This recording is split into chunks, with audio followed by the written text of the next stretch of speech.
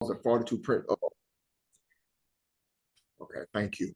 The 42 laws of Mayat. So we talked about that. We didn't get into what the 42 laws were, but what we're looking at is these are the trees and what we are responsible for.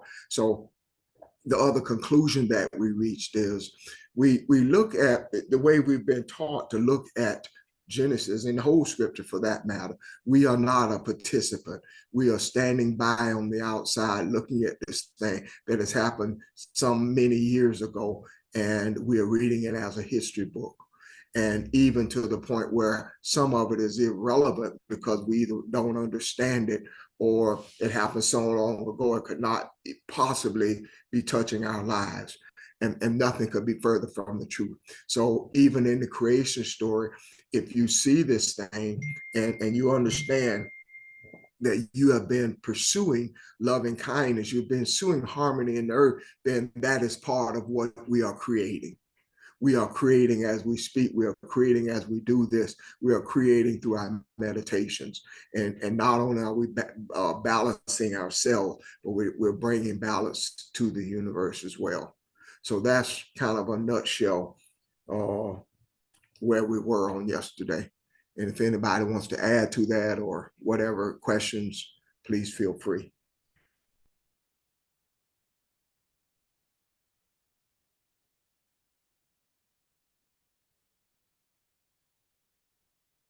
Okay. But that's where we were yesterday. And say that last part again, please. That's where we were yesterday. I don't remember past that. I don't remember what I said. I think I talked about creating. We are constantly creating as we pursue enlightenment. Is that the part you're talking about? We are not just idly observers. We are participants of creation as we speak. Yes. Rhonda, Barbara. I'm sorry, Pastor. Go ahead. I was simply going to say that we create, regardless of whether we are creating from functionality. We can create from dysfunctionality too. It's those things that are weird or negative that we entertain. For instance, if you're angry or if you're anxious about something, and that's what you meditate on, that anxiety will be manifested in something. So we create. The question is, what are we creating? Is it quote unquote my word, good fruit, or fruit that's not good, that's not ready to be eaten, or that's bad fruit or rotten fruit? So either way, we do create. We have that opportunity and that responsibility. The question is, what are we creating? I agree 100%, Bob, what you're saying. When I was looking at and trying to understand that third chapter that I just spoke about, that portion of it anyway, when I looked at the words that were translated, when I looked at the Hebrew translation of those words, that speaks to this spiritual being through which Elohim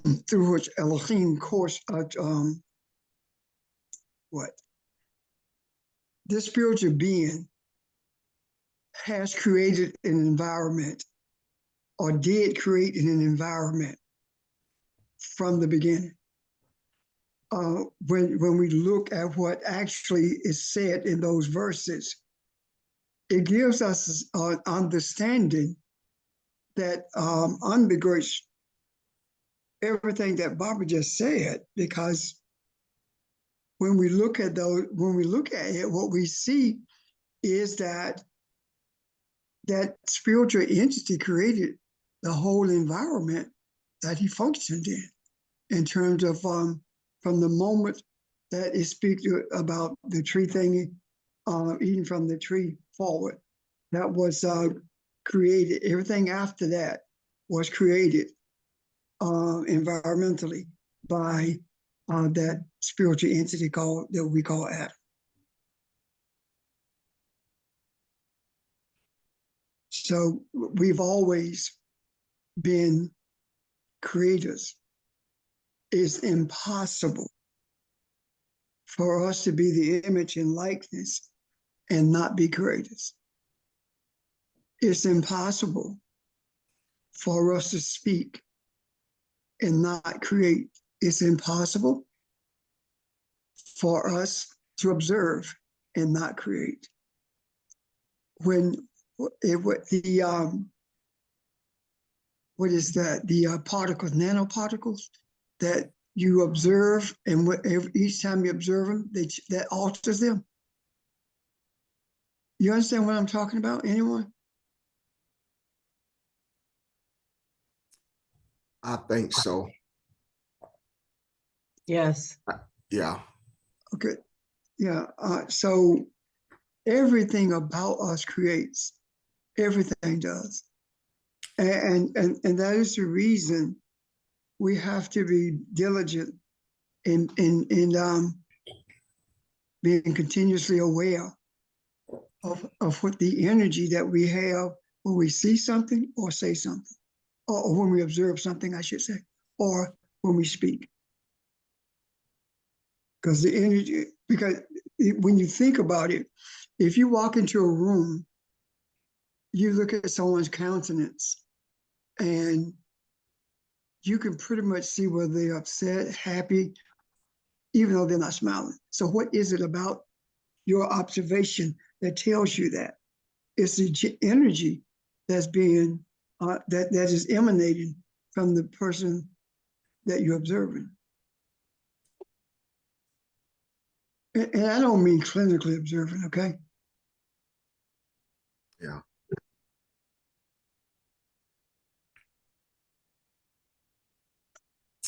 Thank you, sir. Anyone else? Okay. I want to, there's something else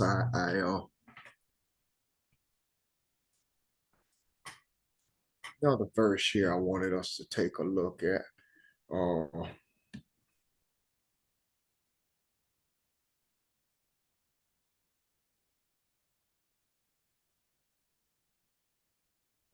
Verse 9 in chapter 2 says, and out of the garden, out of the ground, the Lord God caused to grow every tree that was pleasing, that is pleasing to the sight and good for food. The tree of life also in the midst of the garden, and the tree of the knowledge of good and evil.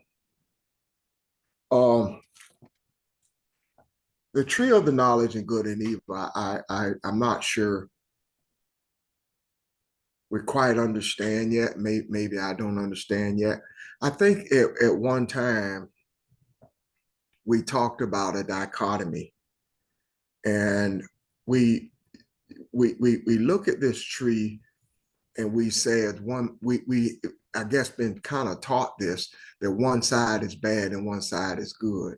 But just like good and bad, just like light and darkness, just like heaven and earth, if this can't be separated, then what is it? If these things go together, then what is it? I even sort of, I mentioned to Pastor, we were talking about something earlier. Does Cain and Abel represent good and evil?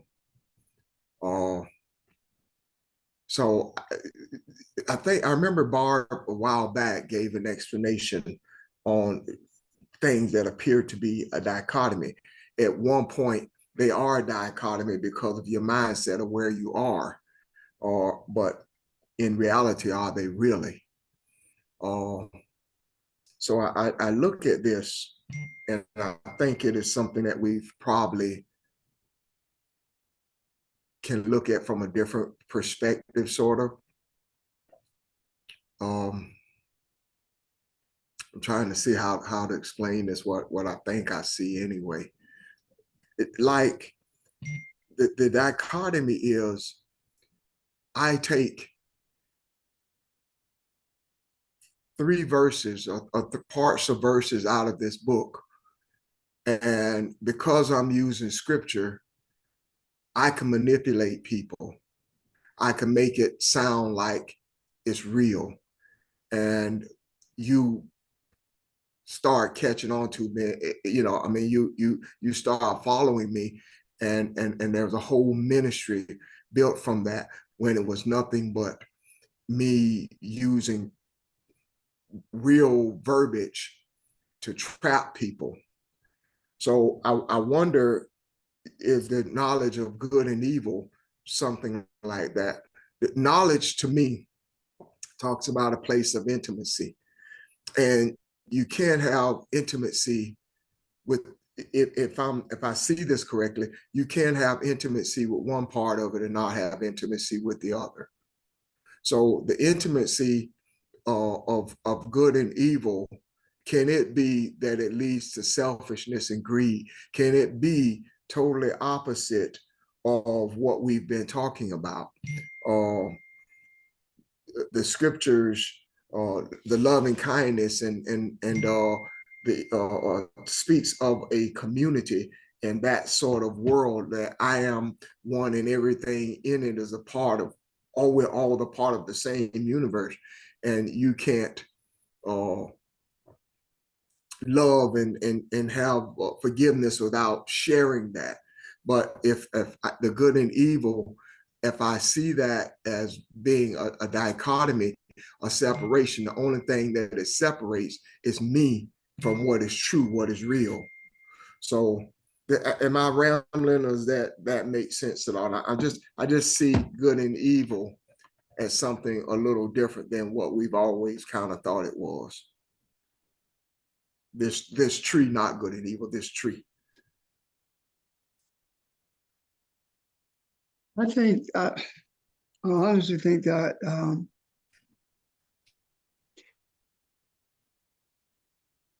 when we look at the tree, we look at the fruits of the tree, which is good and evil, right? Yeah. When I read Genesis, what I see, I think anyway, is the thing that was forbidden was knowledge. And it was not forbidden by the Creator, because everything that's taken place in Genesis, especially from Genesis 2 and 7, everything that's taken place is speaking of the personality or the attributes or characteristics of who we are to be once we are in this carnal, this material world. And I think that the deception is the belief that things are separate. One of the most difficult things for us to wrap our minds around is the reality of everything being the same. And let me tell you what I mean by that. I'm not talking about in terms of physical shape, but I'm talking about in terms of this material earth. Everything that lives in this earth has carbon, is carbon-based, everything that lives. So if a leaf is carbon-based and I'm carbon-based, then I'm one with that leaf. So the idea of mine being separate from it gives me an opportunity to justify being abusive to it. Does that make sense? Mhm. So once we embrace the reality of our words, because we say that we are one with everything that exists, once we embrace that reality and begin to manifest it through our daily walk, then we will, I think, have a clearer understanding of the deception of the deception of things being separate. Does that make sense? Yeah. Just because your physical being is not attached to everything physical that you can, the attachment that you can see, it does not mean that you are not attached to it. Guys, can I back you up a second? Maybe I missed something. Where did that come from? That everything is separate. What started? This cause shall a man separate. Okay. Okay. That concept of separateness. The other concept of separateness came when the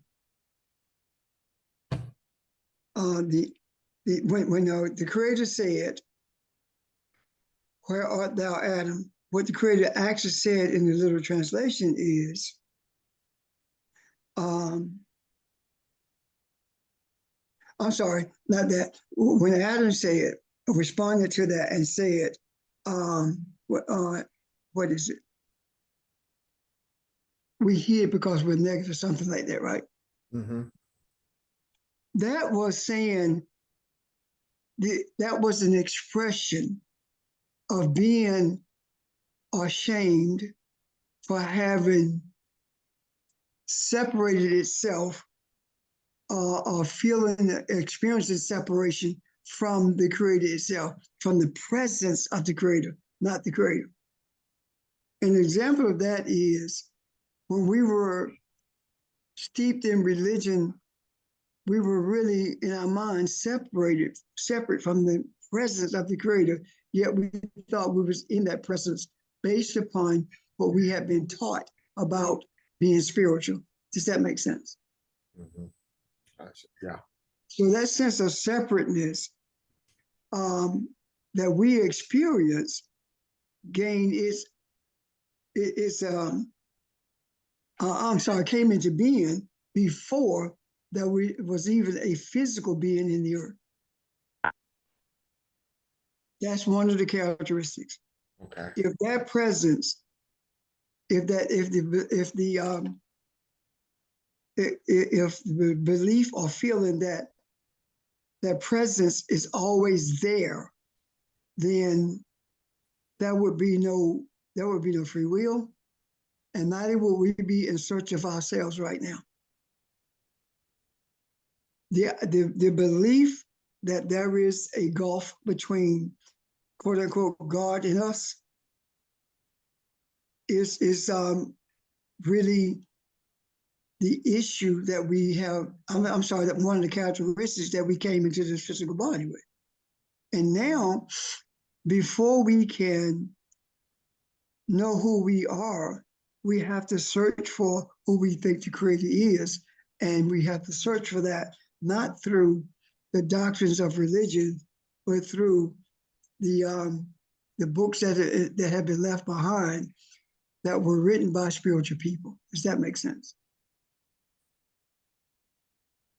Yeah. Because we're searching the Bible, we're searching the writings in Kemet, we're searching the what is it, the Bhagavata, the Hindu holy book. We're searching those places, and for trying to find out who we are. And when we find out who we are, we find out that we are indeed the same as our Creator is.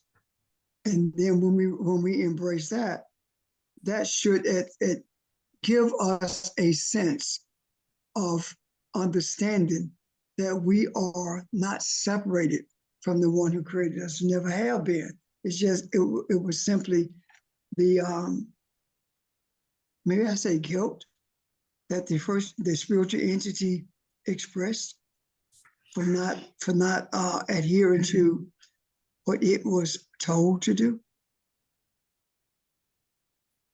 And maybe that's a poor choice of words.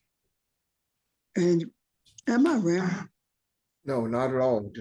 I'm just thinking as you talk. So I believe that the reason that we are living in Genesis is because Genesis is the place where we find the understandings of our character, our characteristics in these physical bodies. I believe that Genesis speaks to that. I don't believe that this is talking about the first man that was created, that kind of thing. I don't believe that at all. I believe that this is an allegory who's explaining the reason we do what we do. Yeah.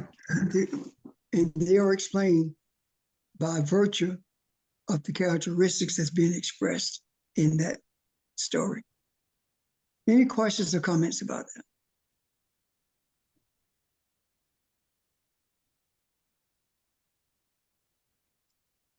I don't want Ron and Mitchell to be the only ones engaged with this. Are there any questions or comments? Yeah, good evening, Pastor. I know you was, this is George in Philly. You know, you were talking about, looking at all of the manuscripts or looking at all of the Kemet or even the pyramid texts and all of the documentation and anything that was written, that we would be able to come to some understanding in reference to how it relates to the beginning. So, I think that when we look at it, not just in terms of the physical sense, but looking at it from the cosmic, again, understanding consciousness, looking at it from the organic consciousness, I think that any documentation, that we're able to appreciate in reference to what was written is what we are pursuing. I guess that's what you're saying. Is that correct? You're on mute, Pastor. That's what I'm saying. Yeah. And I'm also saying that everything that was spiritual was brought into existence before there was a physical body. Does that make sense? What I'm saying is this: the spiritual characteristics of our being have always been there, even before the physical bodies were brought into existence. And I say that because if you look at whether you're looking at the writings in the tombs of Kemet, or whether you're looking at Genesis, what we are seeing is the Ein Sof, or the light above all other lights, bringing together the characteristics that this human is going to have. And when even the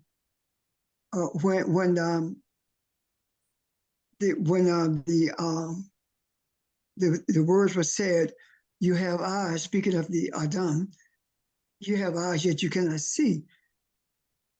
That means that this entity had lost its affinity for the presence of the Creator, and it was no longer radiating light. it was no longer what it once was prior to, because now it had within its confines of characteristics, or within its characteristics, something that was going to become a mindset when it is in this physical world. And that mindset is that I am human. I have the right to do what I want to. And then another group saying, this is how we're going to worship, and bringing into existence religion, etc. So that's what I'm saying when I say that all of these characteristics were in existence long before there was a human body.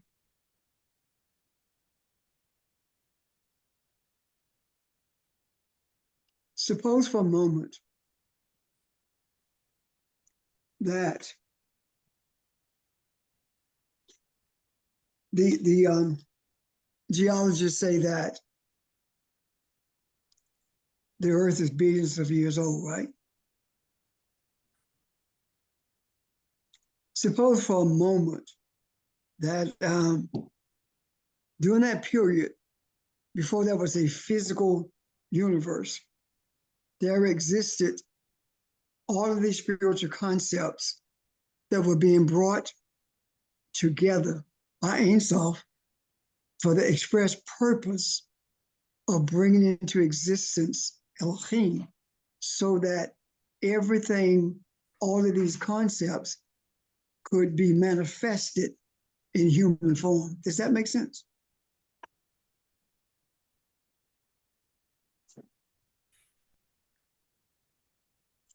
Yes. Say that again, Sage, please. All the energy of these concepts were in existence before there was a human. Yeah. Okay. Okay. So there was nothing new about it, you know? Yeah. And if these things are not so, then how did we get free will? And if they were any different than what they are, we would not have free will. We would not have the opportunity to make a choice to recognize and to embrace the reality of being one with the Creator. The only way that the Creator can have an experience in this physical world is if we have one. Because the Creator does not occupy a physical body, we do. Does that make sense so far? Yeah. So the only experience that Elohim can have in the midst of this earth consciousness is through us.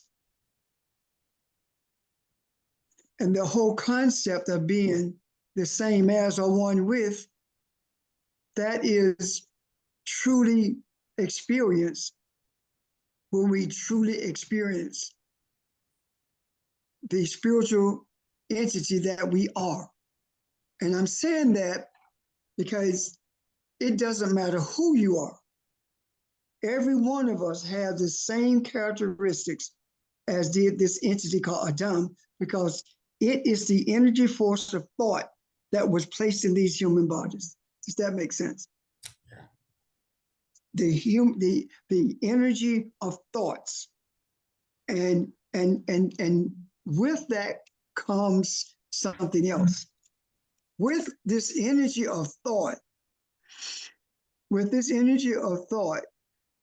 comes the energy to shape it, to form it into whatever we want it to be. I can think something and it will guide my actions.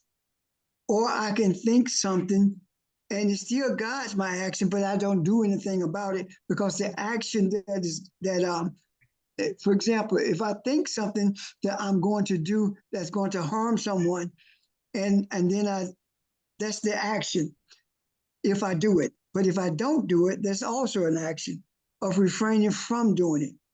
So if I am thought, the energy of all thoughts are present with us, then what did the Creator say? You are to set boundaries for for Earth consciousness, and when you set those boundaries, when you set those boundaries, you will not be able to do them to benefit humanity until you come to grips with who you really are. And when you come to grips and embrace who you really are, then you become as I am. And now I am having a human experience, a physical experience through you.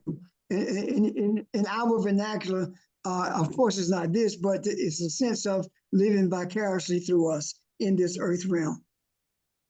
And when we are able to embrace that, truly embrace that for what it is, and we cease to do things that are harmful to humanity, it is at that point that we be one with the Creator, in the sense that the story about Jesus says that it was one with the Creator. The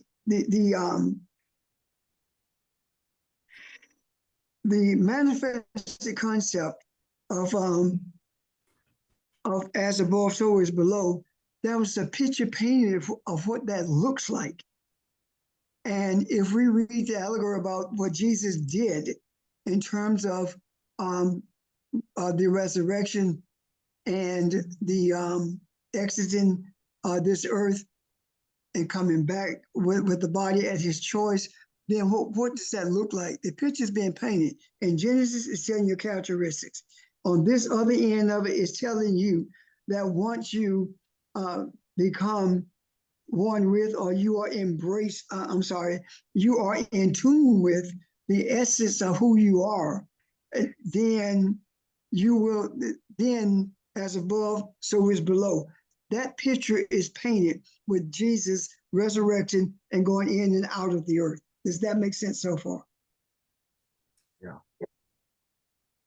That's who we are, or that's who we are to be, I should say. And I hope I'm not confusing you, because I see what I'm trying to say, but I can't always articulate what I'm trying to say.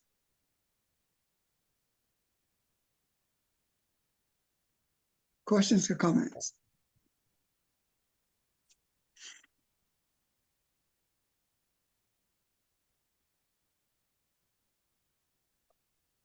This is Vermel. I want to say your explanation just now, it resonated really well with me, and it helped me to understand better without thinking of it as human beings, especially when you expressed it as energy of thoughts. I just want to let you know that that really helped me to see past that human entity we always think of. Thank you. Was somebody about to say something?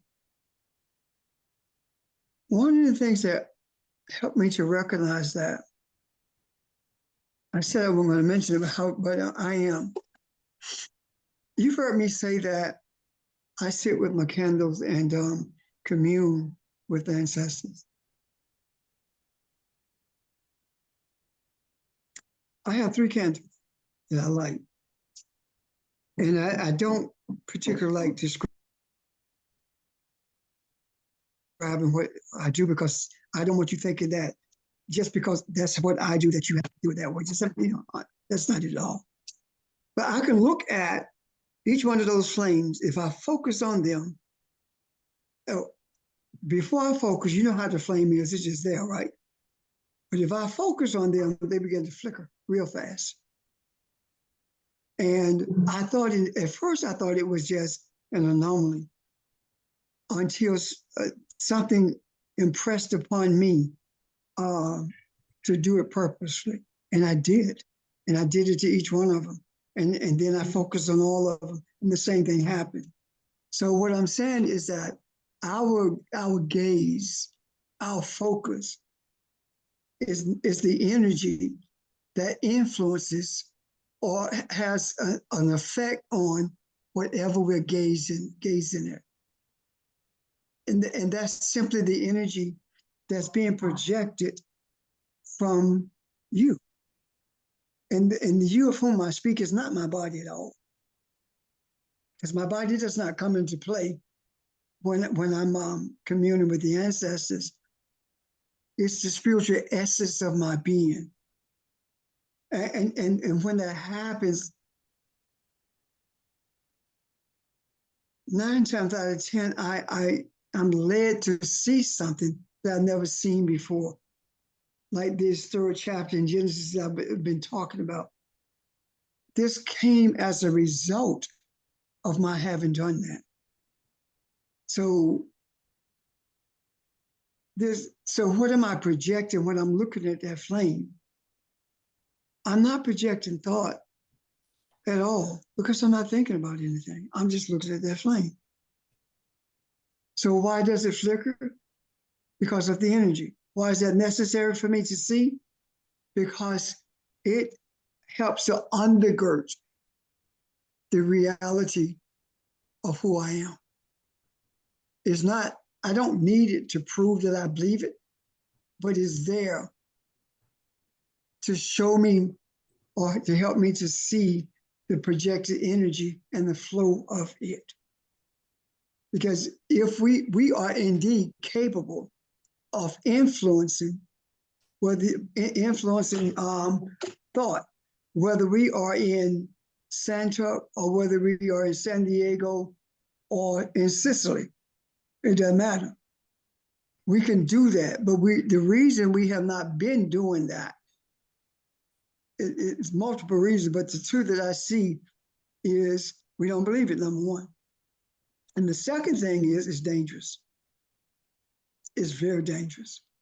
And we will not be able to be masters of that, for lack of a better word, until we have embraced a deep love for humanity to the extent that there is absolutely no thought that we could have that would cause us to desire to harm anyone or anything. Because if we are, once we embrace or once we are able to project energy in that manner, then our thoughts become more dangerous unless they are under the auspices of divinity, our divine nature. It cannot be coming from our mind. It has to come from our soul, which is our divine nature. Does that make sense? We have also even this group, as long as we've been together and speaking of things and opening up things, we are still in the process of understanding the uniqueness of being one with everything. So when you talk about being able to use your energy in that manner, that was the first thing I thought of. We part of it is a disbelief because we still don't see ourselves as energy and being spiritual in that way.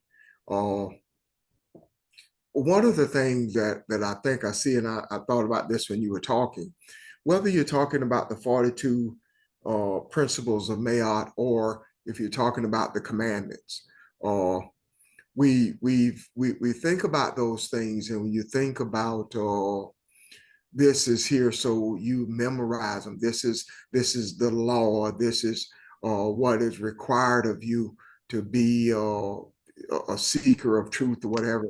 But really, that if you can think of it as being food, something that you're eating so that you can become. So I'm reciting, or I say to myself, or I meditate. I'm not reciting. I meditate to myself.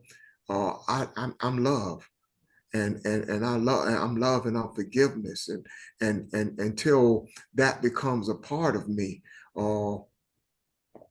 That's the key to that. So the whole thing is not to memorize anything; it's to bring about balance in you. And once we bring about balance, that is what shows you that there's nothing that I'm incapable of doing, because bringing about balance say that I am that love, and I can communicate with James, Richard, or anybody if they're in Sicily or in Santo. So that's why I think you had to see it from the flame. It wasn't so much your gaze, but it was you had to be able to see that to understand it. I could see that. I want us to change the way we reference things like love or mercy being a part of us. Because if it's a part of us, then we can slough it off or we can remove it. Mm-hmm. It's who we are. Yeah. The block to that is that same thing, separation. It's who we are. If the book says that Elohim is love, then so are we. So I'm not, mercy is not a part of me. Mercy is who I am. Just like being a Pan-African nationalist, that was not just a part of me. I live that every day. So that's who I was, right? So when I see that I am Elohim. Now what's next? What does that mean to me? That means that I have unbridled energy. I have power beyond measure, but it's tempered by the flaming sword at the gate, the entrance rather. Mm-hmm. It's tempered by that. And it will continue to be tempered by that until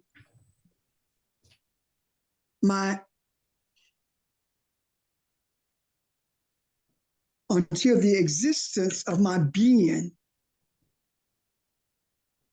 ceases to run after or to embrace attitudes and thoughts that led us astray from the beginning. Like having a greater affinity for what we see with our eyes than an affinity for what we see with our eye. When my affinity for those things that I see with my eyes decrease, then that flaming sword allows me more insight into how I am supposed to bring balance into the earth. And when I say I am supposed to bring balance into the earth, I cannot say that you are going to do that. You have to make that decision. And then I can say, we are bringing balance into the earth. That makes sense. Now, the we to me is the I to the spirit. The letter I, the pronoun I, that's the we to me.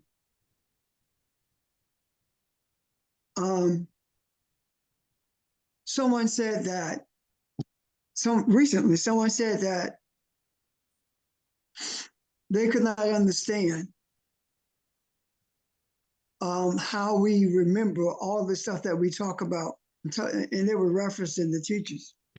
And they said that they could understand that, and God knows how much research we have to do, and we don't do it like that anymore. But they didn't know that, and they said, regardless of what we bring to the table, each one of us are able to not only chime in, but to help others to understand what that one person brought as a quote unquote lesson. That's my sense of the we being I. Does that make sense? Yeah. That's my sense of the we being I. And the more that the we becomes I, the more righteousness will fill this this atmosphere, or this environment of the earth, the more the we is seen as the we is seen as I, because there is within that not only a consolidation of desire, but it's also a consolidation of energy. And everything that we are being shown, everything that we are doing, it's funny how I say that we are doing. Everything we are doing is effective. But think about this. I see what my father say. What does that mean? I perceive what he said. But when I'm talking about doing, that has nothing to do with physicality at all. Because what we are doing is not physical. We did not physically uncover all the things that are being uncovered that needs to be dealt with. We did not physically do that. That came about spiritually. And when we are able to embrace that for what it is, that is when we began to see a greater sense of effectiveness than we've ever seen before. And I would say to you guys, to you, to me, to everyone, we are far more effective than we think we are. We really are.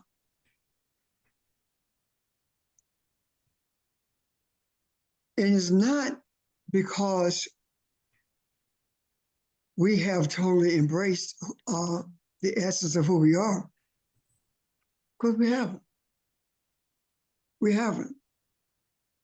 Desire, genuine, committed desire does more for you than you could ever dream of. It does more for humanity than you could ever dream of. I believe, and when I feel what I'm about to say deeply, I believe with everything in me that it is imperative for us to understand the spirituality of Kemet. The mysticism that is hidden in plain sight on the walls of the tombs is the key to us seeing more clearly not only who we are, but seeing the spiritual nature of this earth and being able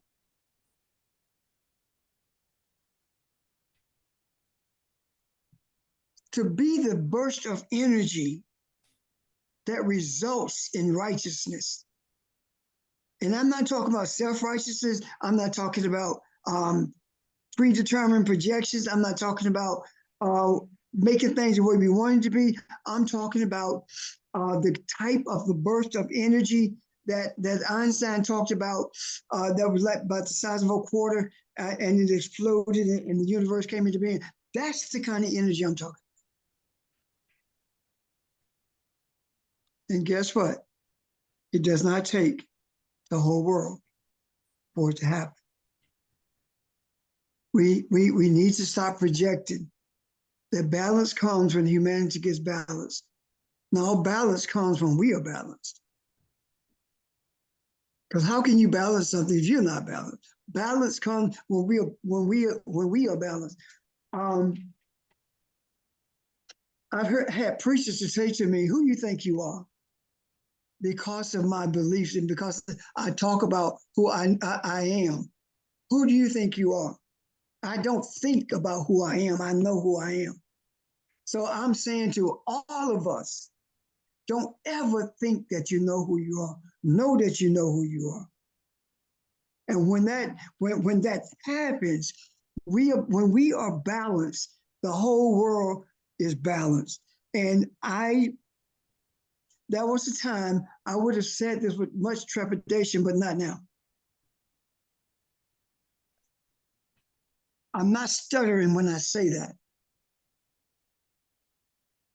The example of that is this. The story about Jesus and the disciples.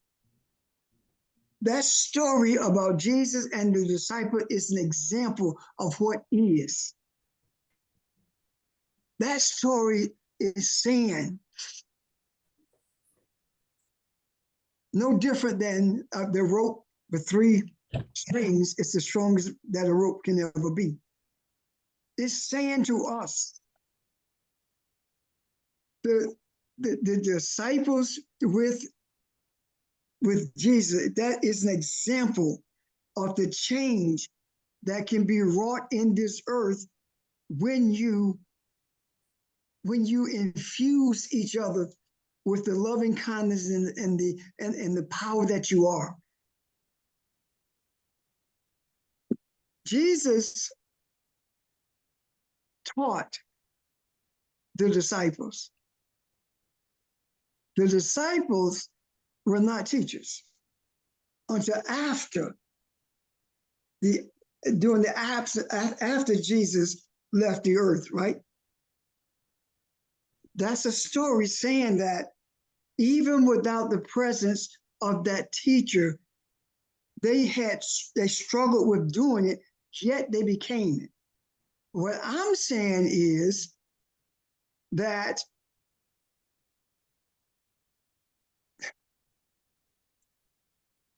the disciples were students. I'm saying that you are not students. You are not disciples now. You are teachers. And that's a huge difference between Jesus and the 12 disciples. Jesus was the teacher and they were the students. I'm saying now, one of the greater things is that you are the teachers also, as opposed to simply being students. I don't mean that simply in terms of being diminutive or less than, because the most effective teacher is always a student. That also was shown in that story about Jesus. What happened? Recharging and him being alone is simply a story saying that there had to be a refreshing to take place so that he could talk with the disciples about different things. That right now, if I were to stop talking and one of you guys or one of the teachers who just got on and hear the last 5 minutes and something happens and I stop or are unable to speak, you can pick it up and carry it. That's because we are one. Can you see the correlation between that? Mhm. Can you accept? Yes. Can you embrace that? I don't see myself as being separate from you. Yeah. I don't see us as being separate from each other. And I definitely don't see us as being separate from humanity. We are humanity, and humanity is us. That's in the real sense. Yeah. This is not metaphorical. This is reality.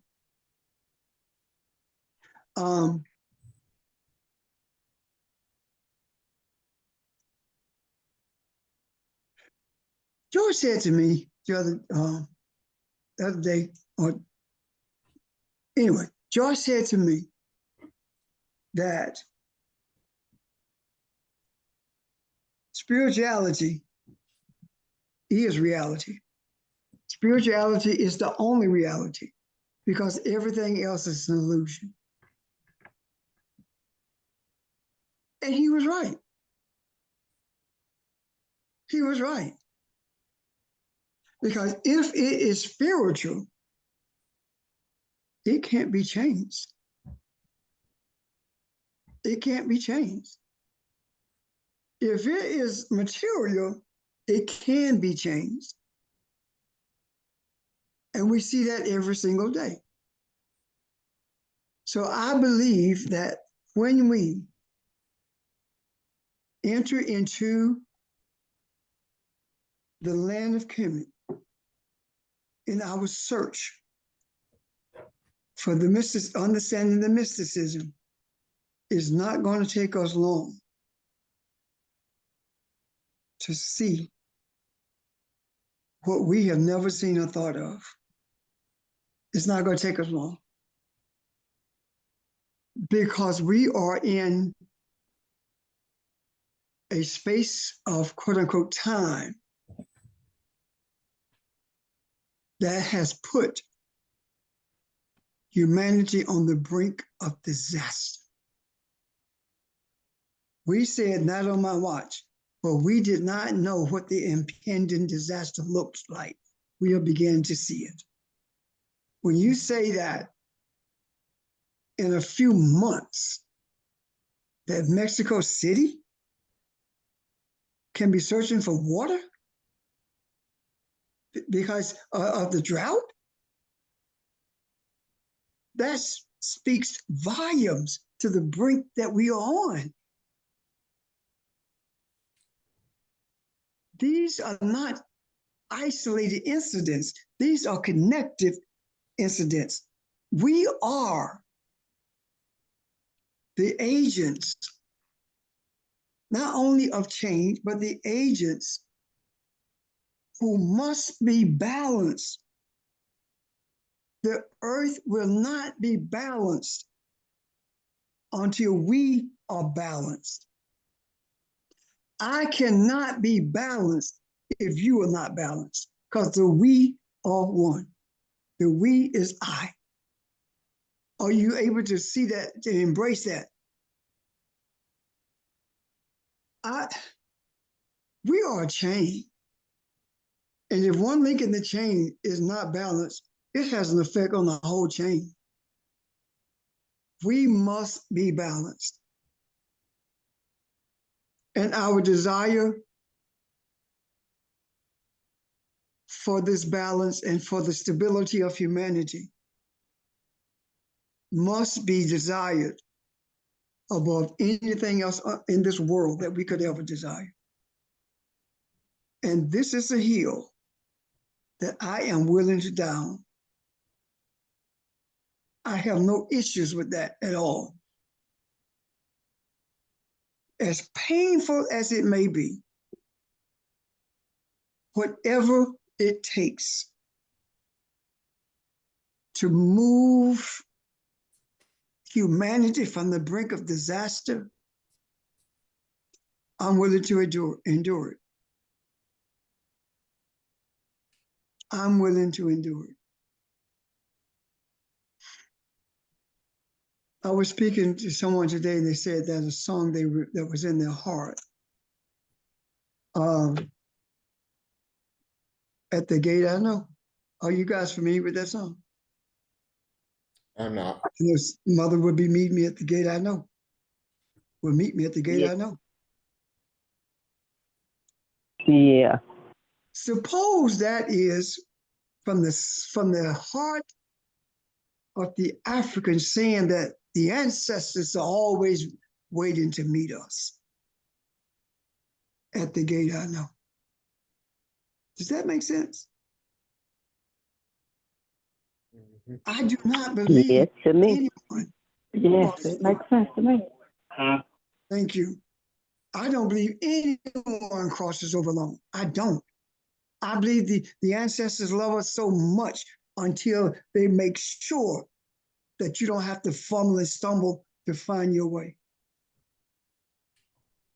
And I would tell anyone, I hid this in me for years about ancestors. I'm hiding it no more. I'm hiding it no more. And I actually beseech you to do the same thing.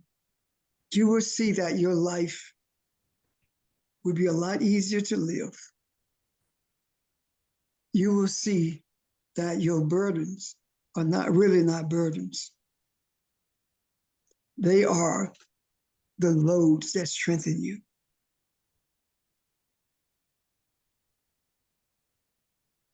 You will see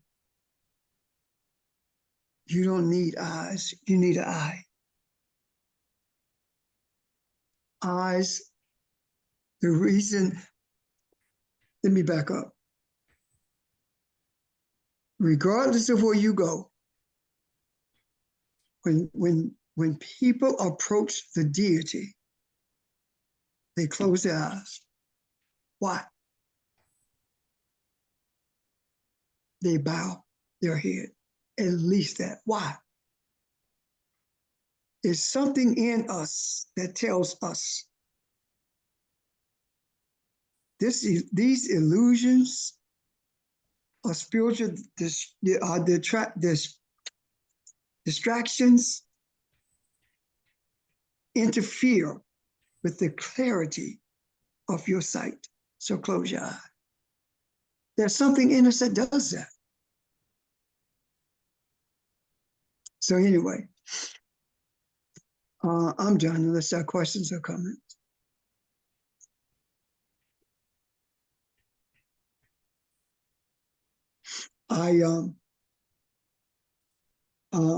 While I was sitting here, I sent a message out in regards to teaching. The teachers come together. So we will, from what I'm seeing, it will be on the 29th of March, from what I'm seeing so far, at 6 o'clock that Friday evening. And I would appreciate it if we could make some adjustments to be there. And when I say adjustments, I'm not just talking about being there 6, I'm talking about being there for the duration. Because I do not believe that this is going to be a short-lived thing. We need to look at the mistress of Kemet so we can understand who we are. Questions or comments? Ron? This is Ramel. I have a question. Tonight is the third Monday that you will continue and finish up the African. Yes. Okay. Yes, this is the night. Okay. Thank you. Yeah, I have a feeling it's probably going to be one of the most intense or informative nights we've had for some reason. I don't know. But anyway, yep, this is the night. Okay, and it's the same link. So again? It's the same link. Yes, same, yeah, same link. All right. I talked with her today to make sure that everything was the same. So there should not be any problems getting on. And that's 9:30 our time tonight. Yes, ma'am. Thank you. You're quite welcome. Are there any other questions or comments? Did they ever decide to post any of those I forgot to ask him. gatherings? Okay. I forgot to ask him. I try to remember to ask him. Okay. Okay. Let me say to those who may be listening to this on YouTube and was not present when we recorded this, apologies for having recording start after we had gotten started. But there was not very much that you missed because a lot of it was repeated, if not all of it. And I simply wanted to say that so you won't think that you missed something and you are confused about what you may have missed. You didn't. Thank you. Okay. Thank you. Thank Okay. you. Once again, guys, any thoughts or questions, please send us a text or write them down so we can begin there next week. Okay. Good place to end the evening. You guys have a great week and look Thank you. forward to Saturday. And all of you who can tonight at 9:30, okay? Okay. Have a good week. Thank you. Thank Have a you. good week. Thanks. Bye-bye. Thanks. Thank you. Bye. Night. Take care, family.